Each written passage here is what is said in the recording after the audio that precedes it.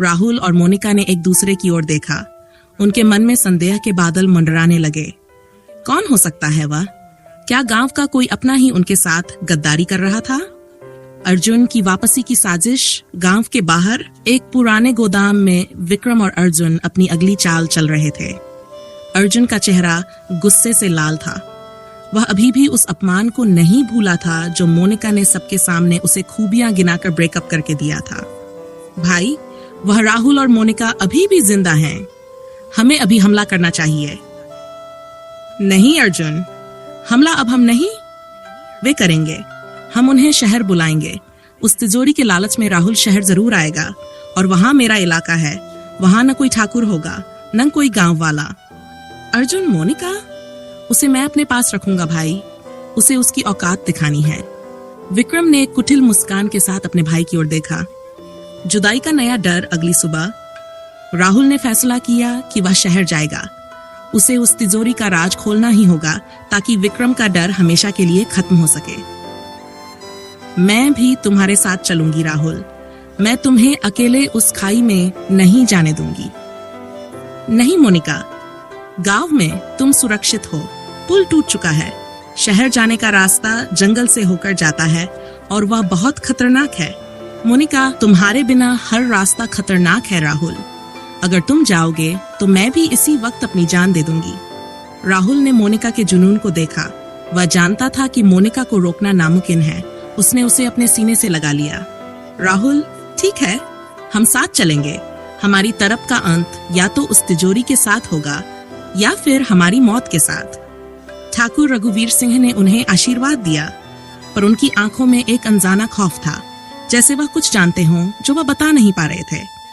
सवाल, उस तिजोरी में किस करीबी का नाम है? क्या जंगल के रास्ते में विक्रम ने कोई जाल बिछाया है? और अर्जुन, क्या वह मोनिका को अगवा करने की अपनी योजना में सफल होगा? प्यार की तरफ अब गांव की गलियों से निकलकर शहर के जहरीले रास्तों की ओर बढ़ रही है। अब यह कहानी उस घने जंगल और जहरीली साजिशों के बीच पहुंचेगी, जहां राहुल और मोनिका का प्यार अपनी सबसे बड़ी अग्नि परीक्षा देगा। प्यार में तड़प। पुल टूट जाने के कारण शहर जाने का एकमात्र रास्ता वह खौफनाक जंगल था, जिसके बारे में गांव में मशहूर था कि जो वहां एक बार खो गया वह कभी वापस नहीं आया। राहुल ने अपनी पीठ पर एक छोटा थैला टांगा और हाथ में एक तेज धार वाला गंडासा ले लिया। मोनिका उसके ठीक पीछे थी। उसका हाथ राहुल के कुर्ते के कोने को कसकर पकड़े हुए था। जंगल की हरियाली में एक अजीब सी खामोशी थी।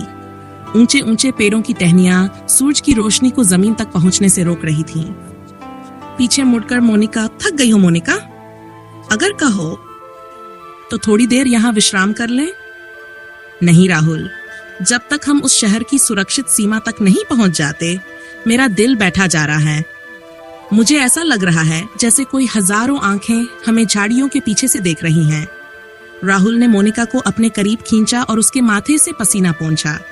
उसकी उंगलियों का स्पर्श मोनिका के चेहरे पर एक बिजली सी दौड़ा गया। जब तक मैं तुम्हारे साथ हूं, तुम्हें किसी और साये की जरूरत नहीं है। तुम मेरी ताकत हो मोनिका, और मैं तुम्हारी ढाल। राहुल ने झुककर मोनिका के गालों को चूमा। उस भयानक जंगल के बीच भी उनका रोमांस किसी महकते हुए फूल की तरह खिल रहा था। मोनिका ने राहुल के सीने पर अपना सिर टिका दिया और कुछ पलों के लिए दुनिया के सारे डर भूल गई। जंगल का जाल वे आगे बढ़े। तभी अचानक झाड़ियों में एक तेज हलचल हुई। राहुल सावधान हो गया। उसने मोनिका को एक बड़े पेड़ के पीछे छुपा दिया। तभी पेड़ों के ऊपर से एक बड़ा जाल नीचे गिरा। राहुल ने फुर्ती से खुद को बचाया, पर तभी सामने से अर्जुन निकल कर आया। उसके साथ विक्रम के कुछ खतरनाक गुंडे थे।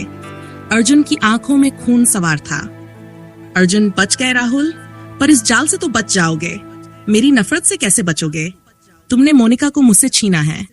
आज मैं तुम्हारी आंखों के सामने उसे बर्बाद कर दूंगा।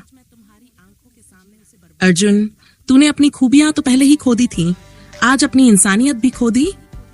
एक भाई होकर दूसरे भाई के खून का प्यासा है। भाई? वह विक्रम का भाई होगा, मेरा नहीं। मेरे लिए तू सिर्फ वह कांटा है जिसे मुझे अपनी राह से हटाना है।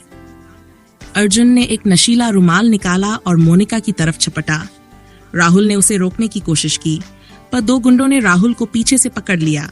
राहुल घायल कंधे के बावजूद उनसे भिड़ गया। खूनी संघर्ष और तरफ जंगल की जमीन खून से लाल होने लगी। राहुल एक एक करके गुंडों को जमीन चटा रहा था, पर अर्जुन ने मौका पाकर मोनिका का हाथ पकड़ लिया और उसे घसीटने लगा।